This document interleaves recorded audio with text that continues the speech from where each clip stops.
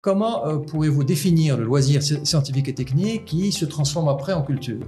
Le bâton, la violence, c'est à bannir, évidemment. La carotte, je te donnerai quelque chose si tu travailles bien au sud. Ça ne marche pas. Ce qui marche, c'est de créer des étincelles, comme vous avez dit. Cette élection à la tête de 2007, qu'est-ce qu'elle représente pour vous? Et qu'est-ce qu'elle représente également pour le Maroc? La duplication mnésique, faire répéter des choses sans comprendre, c'est un désastre. Enfin, il y a une voie peut-être pour développer ces clubs scientifiques, les associer peut-être à des maisons de la jeunesse, à des maisons de culture, etc. C'est une question d'abord de moyens. C'est une question de formation, c'est une question d'infrastructure. Mais avant tout, au sommet, c'est une question de volonté politique. Il y a le département de l'éducation nationale qui devrait être impliqué, il y a le département de la culture et le département de la jeunesse. La Société internationale d'astronomie répertorie la moitié des étoiles aujourd'hui dans les constellations connues et donc répertoriées de noms arabes. On trouve Danab, on trouve Rigel. En ce moment, il y a un mouvement des jeunes Z de 112 et parmi les revendications, c'est l'amélioration de l'éducation au Maroc. On n'a jamais vu des abeilles détruire leur ruche. Déjà, il faut être dans le civisme, dans la projection, dans la force de proposition. C'est extrêmement important que la jeunesse participe. Madame, Monsieur, bonjour. Je suis très heureux de vous retrouver dans cette nouvelle émission. Cette émission aura pour thème les jeunes et la science, ou la science et les jeunes. Et pour parler de ce sujet fort important pour notre pays, j'ai plaisir à recevoir Monsieur Driss El-Ouaradi. Monsieur El-Ouaradi, bonjour. Bonjour, salut. Il est d'usage de présenter l'invité, donc c'est ce que je vais faire. Vous avez obtenu un doctorat en sciences de la Terre de l'Université d'Hydro Paris 8, n'est-ce pas? Vous êtes expert international de la culture scientifique et technique. Il s'agira de culture scientifique et technique pendant toute l'émission, n'est-ce pas? Et vous avez fourni votre expertise à de nombreuses institutions gouvernementales et organisations nationales et internationales. Vous avez aussi fait de la formation et de l'enseignement, n'est-ce pas, au Maroc et à l'extérieur du Maroc. Vous avez totalisé à peu près 35 ans d'expérience dans le domaine. Et vous avez également participé à la création de l'écomusée d'Ahfir, les racines de l'avenir, n'est-ce pas? Et du musée de l'abeille vivante à Salé, le premier musée encyclopédique sur l'abeille et le miel au monde, n'est-ce pas? Vous êtes membre du comité de rédaction de Journal of Science Engagement et du laboratoire des sources alternatives de l'histoire du Maroc à l'Institut des sciences archéologiques et du patrimoine où vous enseignez également. Alors une première question, c'est El-Ouaradi, après cette présentation, et c'est votre actualité, vous êtes parmi nous parce que le 2 octobre dernier, vous avez été élu président du mouvement international pour le loisir scientifique et technique, connu sous l'acronyme de 1007. C'est la plus importante organisation dans le domaine du loisir scientifique et technique dans le monde. Mais je sais que dans le reste de l'émission, il s'agira plutôt de culture scientifique et technique. C'est cette expression qui vous importe le plus. Alors, ma première question est la suivante. Cette élection à la tête de 2007, qu'est-ce qu'elle représente pour vous? Et qu'est-ce qu'elle représente également pour le Maroc? Merci, Salé, pour l'invitation. Je suis vraiment très heureux d'échanger avec vous sur la culture scientifique et technique en général, le 1007 en particulier. Cette élection-là représente beaucoup pour moi parce que c'est une reconnaissance, c'est un couronnement d'une carrière de 35 ans dans le domaine de la culture scientifique et technique. C'est une reconnaissance aussi pour ce qu'a fait le Maroc au sein de cette association, de cette ONG. Il y a eu des précurseurs, Ribat al-Fath, Bourgrag, qui étaient présents. Qui étaient membres de 2007, absolument. Et notamment la personne de Mohamed Ben Abdinbi, qui est un ancien cadre de l'ONIM, qui était membre du comité exécutif. Alors, l'élection du 2 octobre, c'est une reconnaissance de ce qu'on a fait au sein de ce mouvement. Et ça appelle donc de notre part un engagement et et qui est très très fort. Pour vous, c'est une consécration de ce que je viens de dire. C'est une consécration, mais le plus important, c'est de mobiliser autour de nous des forces vives, des universités, des acteurs de la société civile, puis pourquoi pas des secteurs privés pour donner un élan, pour marquer cette présidence de projets innovants dans le domaine de la science et de la jeunesse. Rapidement. Quelques mots sur 1007, la genèse du 1007, la raison d'être du 1007 et son rayonnement à l'échelle internationale. Le 1007 est né dans la tête d'un grand baroudeur, monsieur qui a contribué d'une façon absolument extraordinaire dans la culture scientifique et technique en France, qui s'appelle Jean-Claude Guiraudon. Il a bénéficié d'un écosystème donc aux alentours, comme un satellite de la Cité des Sciences et de l'Industrie, qui a fourni, je dirais, l'hébergement puis les moyens de travail pendant une trentaine d'années, mais aussi une entreprise privée, Hydro-Québec, qui a financé les premières années. Donc voilà une énergie qui est intéressante à faire remarquer.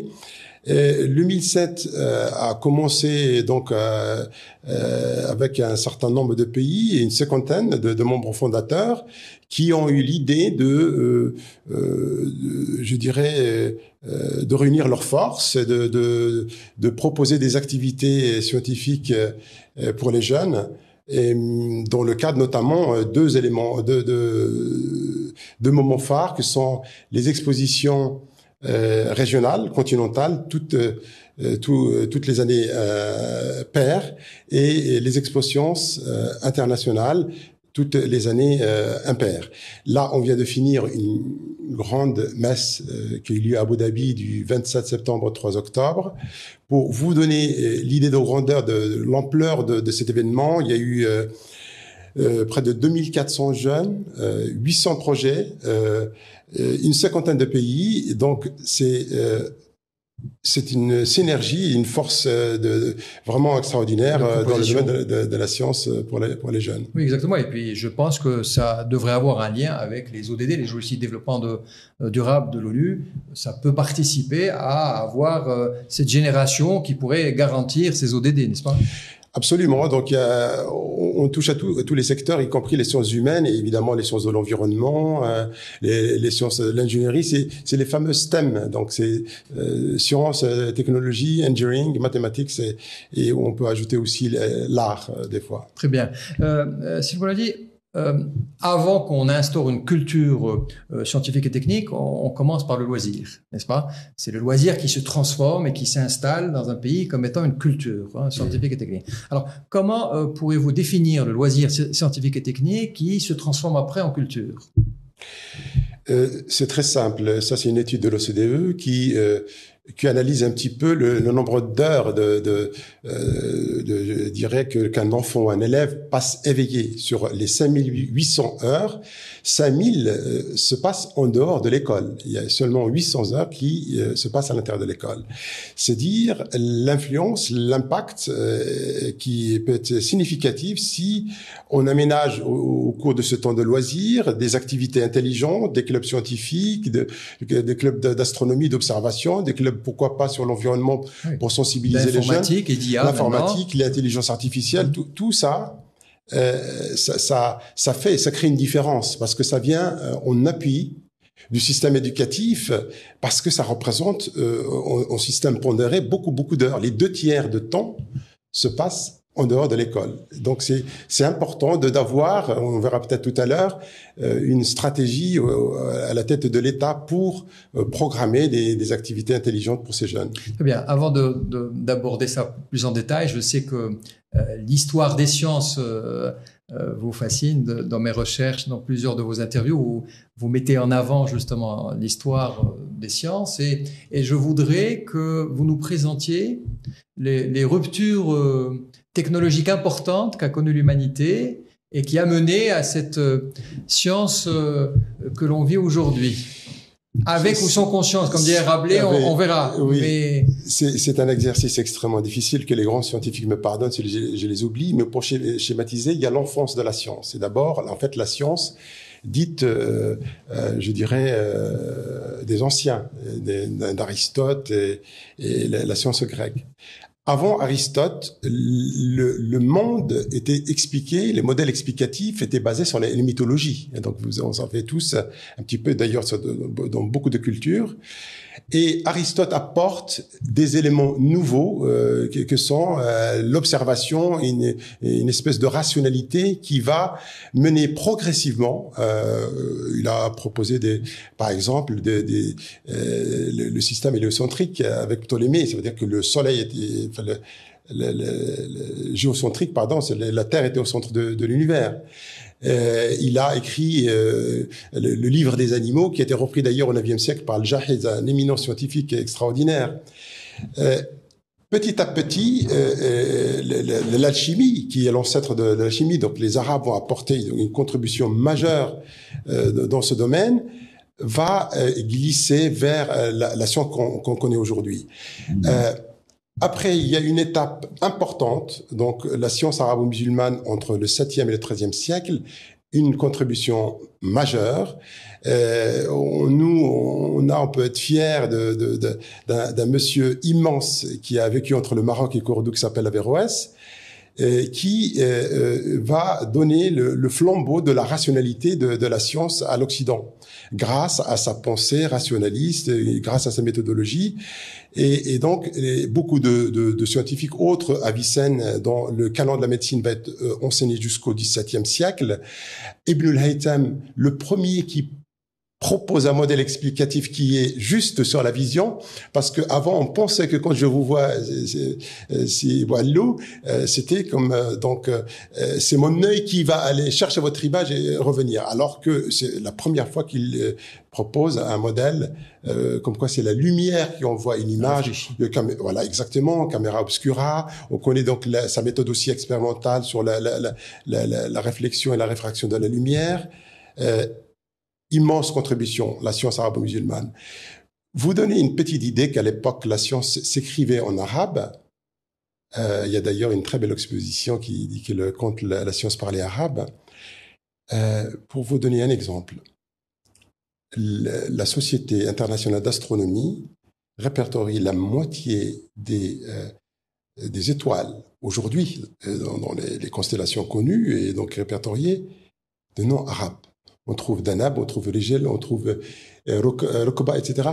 Tout ça, ça veut dire qu'à l'époque, on avait élaboré dans le fameux Astrolabe des outils technologiques qui ont amené petit à petit à faire grandir les connaissances scientifiques. La science est construite, elle est cumulative, plus tard va devenir analytique, elle va devenir de plus en plus complexe. D'où, après l'apport, l'importance de la vulgarisation scientifique, parce qu'elle va être transférée des centres de production, que sont les laboratoires, les chercheurs de l'époque, etc., vers les citoyens. Il y a une étape extrêmement importante, donc le passage à témoin, à savoir qu'en fait le Moyen-Âge médiéval, on va dire pour schématiser, pour aller très vite, était plutôt contre la raison, on va dire entre guillemets obscurantiste en Europe, et c'est grâce à la traduction d'Averroès, qui a donc traduit l'œuvre d'Aristote, que l'Europe a connu les Lumières. Et que l'Europe a connu les Lumières absolument plus tard, donc petit à petit. Juste une petite chose très symbolique et je trouve très très fort, Averroès, quand il traduit et donne donc le grand commentaire, il se réclame, il dit mon grand patron, à qui fait révérence, c'est Aristote. Et l'anecdote veut dire aussi l'importance de la commande, je dirais, de l'État ou des personnalités influentes. C'est Abu Yaqub Yusuf, donc le deuxième calife des Almohades, donc à l'époque, vous savez, donc qui allait de Marrakech jusqu'à en Andalousie, était passionné par les sciences des anciens Aristote et il dit il dit à son médecin Ibn Tufayl, trouvez-moi quelqu'un qui me traduit ses œuvres. Et c'est ça qui va donner, donc il va aller chercher Averroès très jeune, 25 ans à l'époque, et qui va traduire cette œuvre-là qui devient d'ailleurs d'une manière extrêmement scientifique la référence, le spécialiste de la pensée médiévale, Alain de Libera, reconnaît cette corrélation, ce lien direct entre ces traductions-là, le passage de l'œuvre d'Aristote, bien sûr commenté, parce qu'on l'appelle le grand commentateur. Ça veut dire, en fait, l'élève a dépassé les maîtres. Il a non seulement rendu accessible, intelligible l'œuvre d'Aristote, mais est allé beaucoup plus loin sur la notion de la rationalité, la notion de l'intelligence, etc. Donc voilà Tout cela a mené au développement contemporain que l'on connaît jusqu'aux sciences d'aujourd'hui. Les sciences d'aujourd'hui, il y a une phase que peut-être pas oubliée, c'est Copernic. On parle d'une révolution copernicienne. Pour la première fois, on va voir le système solaire, et nous, pas au centre. Voilà, c'était un peu de l'anthropomorphisme. C'est normal. Dieu, à l'époque de l'influence de la religion, Dieu a créé l'homme à son image. Il faut que l'homme soit au centre. Et ben, quand on dit, voilà, d'après les calculs d'un très grand savant qui a passé des milliers d'heures à reporter, à observer c'est Tycho Brahe, Copernic va utiliser, ça on est au début de la première partie du XVIe siècle, il va aboutir au fait que, eh ben, désolé, c'est le Soleil, c'est le système héliocentrique. Donc, un bouleversement. Pendant 15 siècles, on a enseigné le Soleil, la Terre, l'inverse, et voilà que ça donne. Juste quelqu'un que je vais pas oublier après, deux peut-être. Galilée, c'est lui qui apporte la science expérimentale. Donc il va baser sur la mesure, sur l'observation, sur la reproductibilité, la science moderne. Après Descartes, donc le fameux raisonnement de Descartes, je pense donc je suis, qui va être obsédé par le modèle doute hyperbolique ou le modèle explicatif mécaniste dit que pour lui les planètes plongeaient dans une espèce d'éther parce qu'il n'imaginait pas qu'il y a des interactions à distance. Vous voyez maintenant par rapport à la culture scientifique et technique, il est impensable que deux corps, petit M et grand M, très très lointains comme la Lune et la Terre, vont saturer mutuellement. C'était impensable. Donc il imaginait une matière, comme dans un tourbillon, dans un siphon, ben, ça va tourner. Donc arrive un très très grand monsieur, qui s'appelle Newton. Vous connaissez tous la fameuse légende de la pente qui tombe, avait dit la loi de gravitation, et qui va donner l'homme sur la Lune, qui va donner toute la mécanique classique qu'on connaît. Eh ben, d'après cette petite introduction, vous voyez bien que la science, c'est un grand parcours, c'est fait avec des essais, des erreurs, avec des reculs et des avancées, et qui mènent aujourd'hui dans la science moderne qu'on connaît. Et les ruptures technologiques, les séquences technologiques continuent dans le monde aujourd'hui. Internet a été quelque chose d'extraordinaire pour l'humanité. Par la suite, il y a eu l'intelligence artificielle, et ce qui nous attend est encore... et c'est pour ça que j'ai parlé tout à l'heure de science avec ou sans conscience, parce que quand ces sciences-là ne sont pas utilisées à bon escient, ben, on peut, c'est le cas de l'IA en ce moment, des fois, malheureusement, elle est très mal utilisée. On voit des deepfakes, on voit des fake news, on voit des choses, des dégradations de l'humanité, de l'humanisme. Et je pense que ça, c'est le mauvais côté du mauvais usage de la science. Alors, j'avais une question, Selwa Ali. Quand bien évidemment, il y a toujours eu ces esprits brillants qui ont permis que l'humanité bénéficie de ces réflexions, de ces développements de la pensée, de ces intelligences. Comment arrive-t-on à provoquer le déclic scientifique et de curiosité, d'une certaine manière, chez l'enfant? Parce qu'au fait, on commence par, comme j'ai dit, par le ludisme, et on finit par la culture de l'innovation, de la création, etc. Vous me tendez la perche pour parler d'une dame absolument extraordinaire qui s'appelle Marie-Pape Carpentier. C'est une femme autodidacte qui accompagnait sa maman dans les asiles. Et les asiles, c'est pas pour les fous, c'était pour accueillir les enfants en bas âge. Elle a vu que les enfants s'ennuyaient. Il fallait absolument qu'elle trouve une solution. Elle n'a pas fait de thèse ni sur la pédagogie ni la psychologie cognitive. Elle est allée en Angleterre. De nature, les anglo-saxons sont plutôt l'esprit empirique. Ils vont plutôt dans l'expérimentation, la manipulation, donc vous voyez bien. Et c'est ça qu'elle a ramené d'Angleterre, les sciences expérimentales à la maternelle. Donc la naissance de l'école maternelle en France est concomitante à cette démarche ludique qui est donc qu'on qualifie plus tard de le hands-on, learning by doing, ça veut dire c'est en faisant.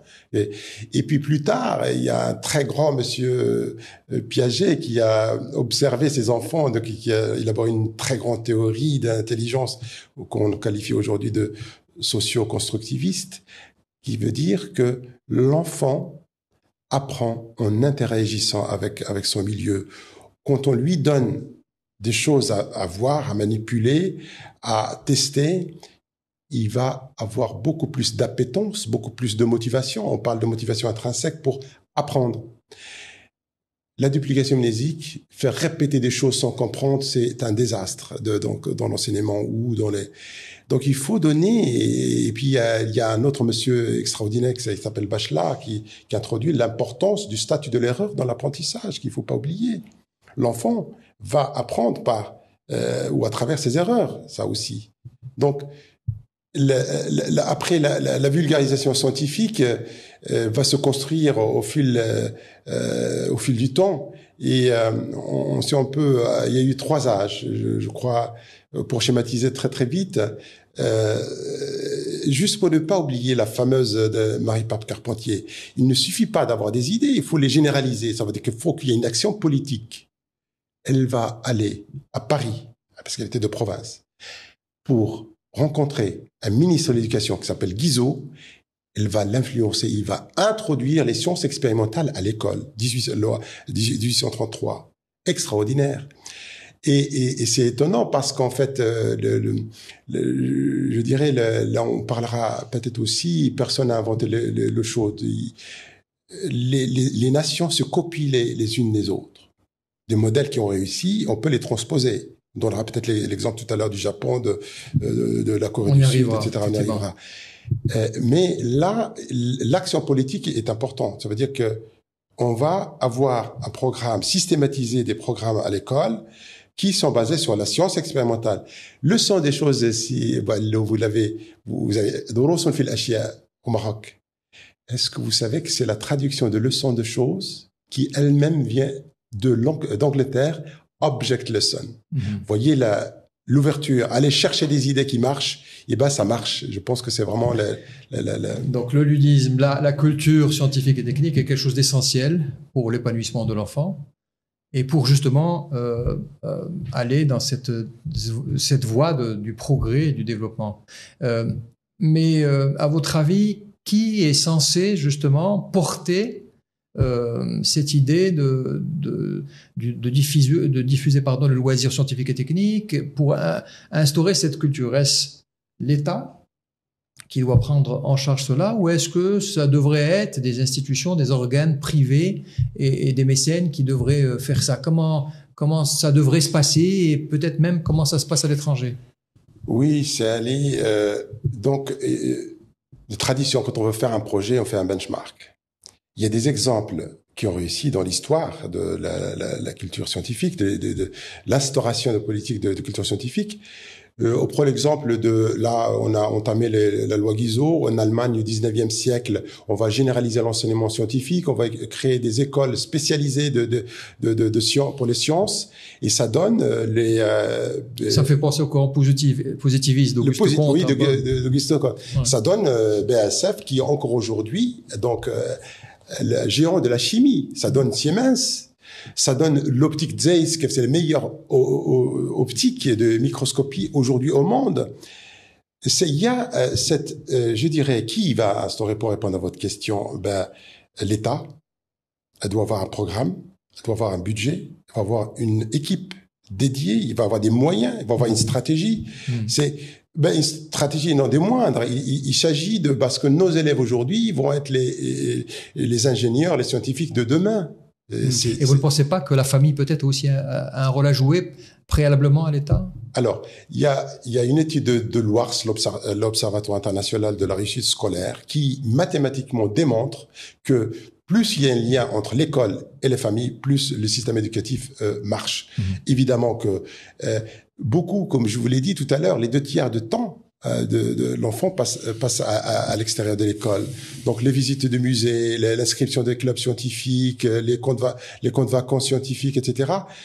Ça, c'est une responsabilité des parents. Je pense que vraiment c'est important que les parents participent aussi. Toujours dans cette logique d'éveil des consciences par rapport à l'importance du loisir scientifique et de cette culture-là,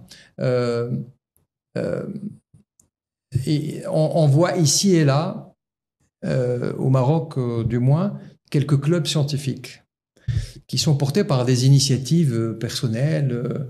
Et malheureusement, ces clubs scientifiques ne sont pas, comment dirais-je, ce ne sont pas des expériences qui ont été dupliquées ou répliquées ailleurs.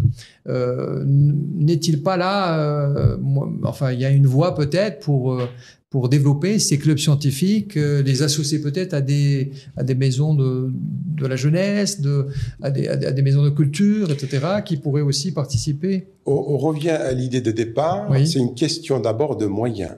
C'est une question de formation. C'est une question d'infrastructure. Mais avant tout, au sommet, c'est une question de volonté politique. Il faut que les politiques, dans toute l'histoire, le Japon, j'aimerais bien vous donner l'exemple de... Oui, parlons-en. Est-ce que vous avez des statistiques au niveau mondial sur l'apport? Est-ce qu'il y a une corrélation entre et vous allez me dire oui, certainement, entre la culture scientifique et technique et le progrès des pays? Je vais vous répondre par une boutade. Je n'ai jamais vu un pays qui n'a pas une culture scientifique et technique développée qui a accédé au rang des pays développés. Je n'ai pas vu. Donc, les infrastructures muséales, les centres de culture scientifique et technique régionaux, les ONG, les associations qui ont d'ailleurs, en parlant tout à l'heure de monsieur Jean-Claude Guérodon, permet de lui rendre hommage une deuxième fois, un monsieur qui a 88 ans maintenant. Il a créé les Petits Débrouillards, donc un mouvement qui vient du Québec. Et on en a un au Maroc, n'est-ce pas? Absolument. Voilà. Qui a commencé très tôt avec Bouré Greg, avec Ribat El Fath aussi. Donc il y a une volonté, il y a des prémices, mais il faut généraliser. Et pour généraliser, il faut des moyens. On entend beaucoup parler récemment d'un pays qui s'appelle le Rwanda. Le Rwanda essaye de copier des modèles. Ils ont compris,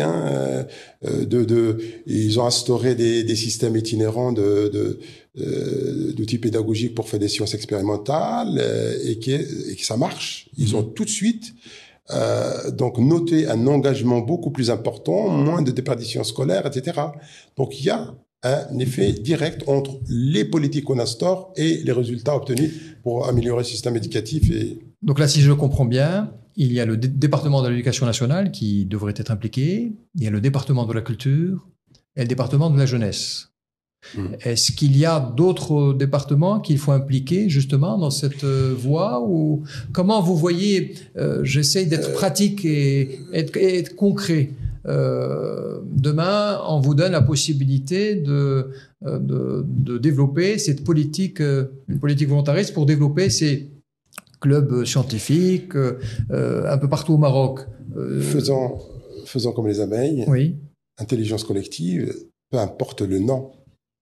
Le ministère de la Jeunesse et de la Culture ou de l'Éducation nationale, du ministère de la Recherche. L'essentiel qu'il y ait une politique, ça veut dire qu'il y ait une équipe qui travaille là-dessus. D'ailleurs, en France, on va vous donner l'exemple, on a toujours parlé de modèle, il y avait une fameuse DIST, département de l'information scientifique et technique, où il y avait une représentation de tous les ministères. Donc, je trouvais une parade, c'est-à-dire, comme la culture scientifique et technique est transversale par essence, donc on va prendre des représentants de tous les ministères, et l'essentiel, c'est le projet. Les 30 des dernières années, moi, j'ai eu la chance de participer à la première fête de la science, et puis beaucoup de manifestations liées à cette cellule-là, parce que j'ai dirigé les Petits Débrouillards pendant 8 ans, et les Petits Débrouillards Île-de-France. Et le résultat, c'est que il y a toute une systématisation de projets, la fête de la science, la création de centres de culture scientifique et technique régionaux, de pratiquement toutes les régions, 22 régions, chaque région a son centre de culture scientifique et technique. Il y a un point extrêmement important, que j'aimerais aborder avec vous, c'est celui je dirais, du cercle vertueux. Non seulement on va occuper intelligemment le temps des enfants, on n'a pas parlé de l'importance sur la vocation, l'importance sur la démocratie scientifique, parce que aujourd'hui la science elle est imbriquée dans la société par problème d'éthique, ils pensent que certains grands de ce monde parlent de l'homme éternel, etc. Problème de clonage. Vous imaginez peut-être un jour un fou il va décider de créer une armée de ce qui est faisable, parce qu'on a cloné une brebis, Dolly. Donc tout ça, la cerise sur le gâteau, c'est la création des emplois. On va, c'est des milliers d'emplois jeunes qui peuvent être mobilisés pour diffuser le savoir scientifique et la culture scientifique. Et donc de ce fameux cercle vertueux va apporter une valeur ajoutée au système éducatif qui va sans doute améliorer. Je ne peux pas, en vous écoutant parler, je ne peux pas ne pas évoquer l'histoire à succès des écoles 1337 qui sont ouvertes de manière libre aux jeunes Marocains, et c'est du coding, ils font que du codage, et c'est eux qui alimentent en fait les entreprises en matière de ressources informatiques. Et je trouve que c'est un exemple, c'est pas un club scientifique, c'est vraiment une école de formation en bonne et due forme, et il y en a quelques-unes au Maroc, et je pense que on a tout intérêt à ce qu'il y en ait davantage. Alors, pour revenir à ce qu'on disait, lorsqu'on voit ces grands scientifiques, ces grands chercheurs, ces prix Nobel, est-ce que je serais dans la raison si je dis que ces chercheurs sont passés à la base par le loisir scientifique et technique avant d'arriver à ces consécrations? Merci beaucoup. C'est une question absolument fondamentale. C'est qu'en fait, on dit tous les grands scientifiques, et je vous donnerai quelques exemples, ont eu un jour une petite étincelle qui s'est passée dans leur petit cerveau. Pierre-Gilles de Gennes, quand il va recevoir le prix Nobel, ses premières réflexions vont à son grand-père qui l'a emmené pour la première fois au Palais de la Découverte. Donc, vous savez, le Palais de la Découverte, c'est une institution en France. C'est un musée scientifique basé sur l'expérimentation spectaculaire. On fait dresser les cheveux comme ça avec de l'électrostatique. On fait des expériences absolument étonnantes, disruptives pour les gamins. Je dis, mais qu'est-ce qui se passe là? Il faut que j'ai envie de comprendre. Et c'est ça qui va l'emmener vers. Deuxième exemple. Donc, Pierre-Gilles de Gennes, c'est ça. Le prix Nobel, Omar Zarid, le Palestinien qui vient d'avoir le prix Nobel de chimie il y a quelques jours.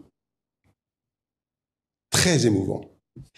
Il doit sa vocation, un jour quand il avait 10 ans et était donc réfugié de conditions absolument 10 dans une pièce avec des animaux, c'est lui qui le dit, pas d'électricité, maman analphabète. Le déclic un jour, il va aller d'une manière plus ou moins non autorisée à aller feuilleter un livre. Il ouvre la page du livre par hasard, il tombe sur la structure moléculaire. Et c'est ça qui l'a amené vers le prix Nobel. C'est des structures moléculaires qui captent le gaz, et c'est pour ça qu'il a eu le prix Nobel. Vous voyez, le déclic, c'est un deuxième exemple. Marie Curie, troisième exemple. Marie Curie, c'est son papa qui lui a transmis l'amour il faisait des petites expériences de chimie. Ça se transmet par, comme dit René Girard, le désir mimétique. On veut toujours ressembler à quelqu'un qui est plus grand.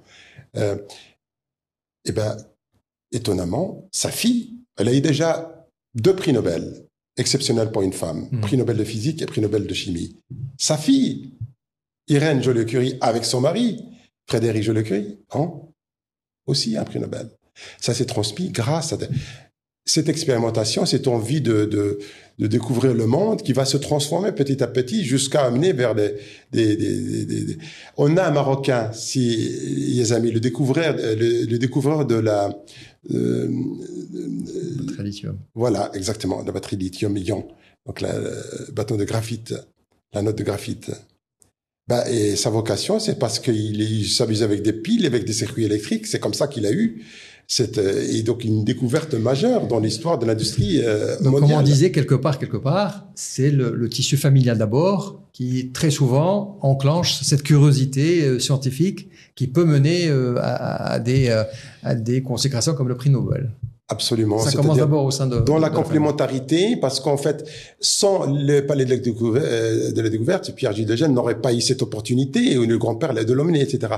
D'où l'importance, et heureusement que là, on est en train de travailler, c'est un grand musée national au Maroc, j'en suis extrêmement ravi, le musée de l'archéologie des sciences de la Terre, qui est donc un très bon endroit à hauteur de l'ancienne place de l'ambassade des États-Unis, donc qui est en cours de travaux, certainement va être un grand musée de sciences. Donc voilà, donc il faut justement faire en sorte, il faut pas négliger les visites des musées, et ça, on devrait s'adresser à tous les parents. Il faut faire sortir les enfants très jeunes, qui découvrent un peu les cultures, qui découvrent les musées, et ça peut justement créer des étincelles comme vous avez dit. Et d'ailleurs, dans ce sens, vous-même, vous avez travaillé sur l'ouverture de quelques musées. J'en ai parlé. Est-ce que vous pouvez nous en parler? Comment ça s'est passé? Et est-ce que vous avez des projets à l'avenir dans ce sens? Je vais peut-être parler du musée de l'abeille. Donc, c'est une délectation intellectuelle et absolument infinie. Quand j'ai observé pendant des années les abeilles tous les jours, quand j'arrivais donc sur une ruche vitrée où j'ai appris quand même, je dirais, la labeur, le degré de sophistication, de travail en groupe, l'intelligence collective, en somme. Le vivant, surtout pour les enfants. Et l'anecdote, c'est que j'étais obligé d'ouvrir une grande partie pour les tout petits, mais même à partir de 3 ans, parce que le vivant, c'est quelque chose de mystérieux. J'ai eu la chance de travailler avec Jacques Guichard sur la Cité des enfants, sur une exposition à la Cité des enfants à Paris. Et il m'avait fait par un grand pédagogue, muséographe, etc., d'une chose extraordinaire.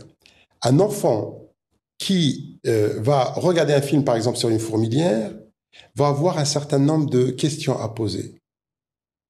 Un enfant qui va faire sa fourmilière va poser 3 fois plus de questions. Le curseur de la curiosité dépend de supports qu'on propose aux enfants. Les musées doivent être interactifs, doivent être étonnés.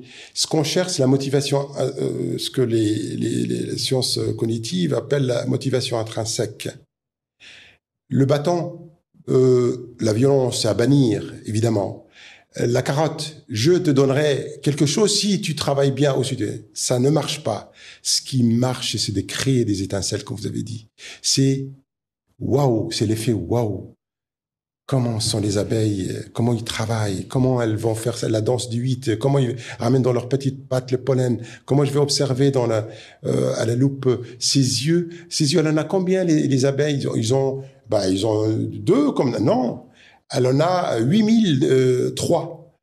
Elle en a 2 yeux composés, chacune 4000, plus 3 ocelles. 3 ocelles, un vrai, je dirais, gyroscope pour guider la lumière.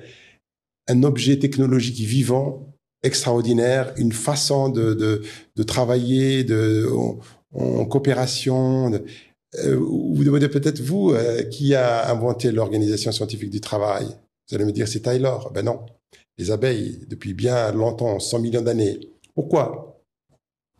Parce qu'ils étaient obligés, pour survivre, d'avoir inventé l'organisation scientifique du travail. Sur les 7 semaines ou les 5 semaines qu'ils vont vivre, ils vont faire 7 métiers.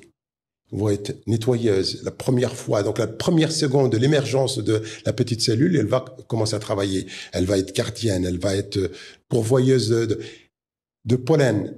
Dernière étape, c'est elle va butiner. Elle va aller chercher donc prochaine fois, si vous voyez une petite abeille butinée sur une fleur, lui dites au revoir parce que c'est une vieille dame en train de quitter le... Donc voilà, je pense que l'observation du vivant, les musées, les sciences expérimentales, aussi les bandes dessinées, les logiciels maintenant interactifs peuvent... Une dernière question, c'est voilà, avant de conclure, c'est une question d'actualité.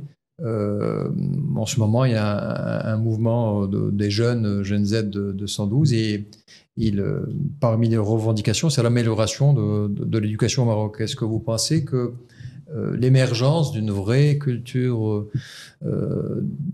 et du loisir scientifique et technique pourrait améliorer le niveau de l'éducation au Maroc? Est-ce que c'est quelque chose qui pourrait parfaire un peu nos défauts dans ce domaine? L'implication de la jeunesse, comme toute nation, est absolument fondamentale. Il faut qu'il soit acteur, mais en même temps, pour être acteur, il faut qu'il respecte. Donc, je disais la dernière fois, donc on n'a jamais vu des abeilles détruire leur ruche. Déjà, il faut être dans le civisme, dans la projection, dans la force de proposition. C'est extrêmement important que la jeunesse participe.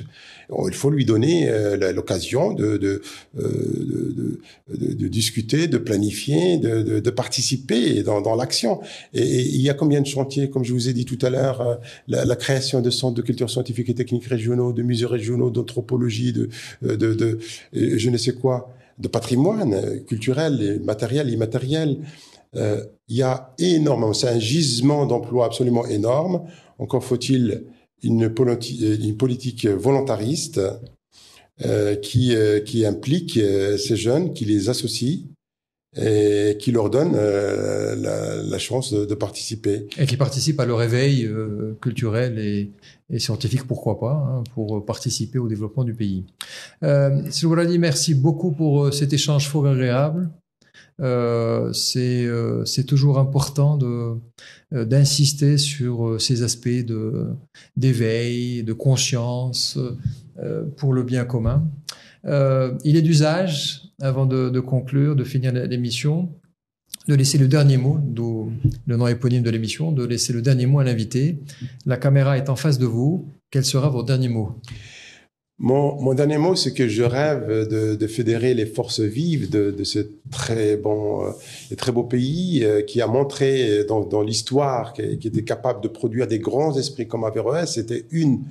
Je rêve d'un Maroc, de l'Andalous du XXIe siècle, parce que il y a le dialogue interculturel, il y a ce background de cette force paysage naturel extraordinaire. Il y a une force vive, une jeunesse qui est absolument extraordinaire. J'aimerais en tout cas, j'appelle de tous mes voeux de créer une synergie de tous les acteurs, société civile, l'éducation nationale, la culture, aussi le secteur privé, pourquoi pas, pour entamer une réflexion sur des assises de la culture scientifique et technique, et pour que la culture scientifique et technique soit vraiment un enjeu essentiel dans ce beau pays. Merci. C'est Seloualadi, merci beaucoup, et on notera bien évidemment cet appel à des assises de la culture scientifique et technique. J'espère que votre appel sera entendu. Madame, Monsieur, je vous remercie de nous avoir suivis. Au revoir.